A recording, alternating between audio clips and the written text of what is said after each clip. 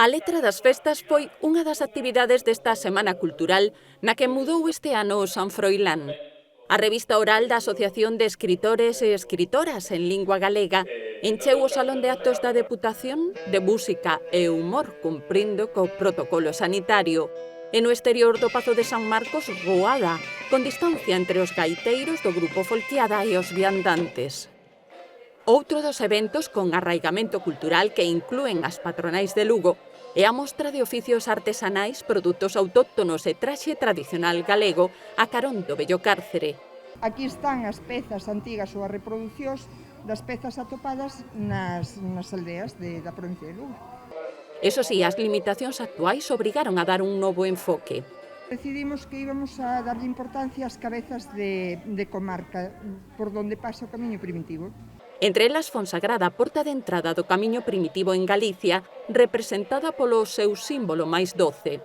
É de toda a vida de Fonsagrada. Xente máis maior, por decirlo así, que tampouco son moi maiores, chamalle pastel suizo. Non sabemos o orixen de pastel suizo. Nos puxémoslle da Fonsagrada despois. Este San Froilán diferente deixounos en casetas, pero non sen polvo. O prato típico da festa sérvese nos postos instalados en diferentes zonas da cidade para degustar nos espazos acondicionados nos restaurantes ou levar para casa.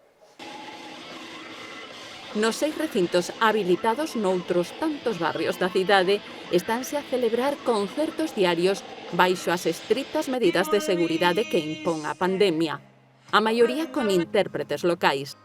As actuacións musicais continuarán ata o vindeiro luns. Esta noite, en cadanseu escenario, Leilía, a penúltima ou de Vacas. Como é costume, este sábado é o día dedicado a Ferrol. Daquela haberá recepción oficial á Corporación Municipal Ferrolán no noso concello. O San Froilán tecedeiro no Parque de Rosalía, pasarrúas polos barrios e concertos a 1, a 2 serán e ás 8 e 9 da noite completan o programa. Deste xeito chegaremos o Domingo das Mozas, día grande do San Froilán, canda o do seu patrón. Coa mostra de música tradicional polo recinto histórico e a ofrenda floral a Rosalía de Castro. E, por suposto, os Pelúdez volverán estar entre nós.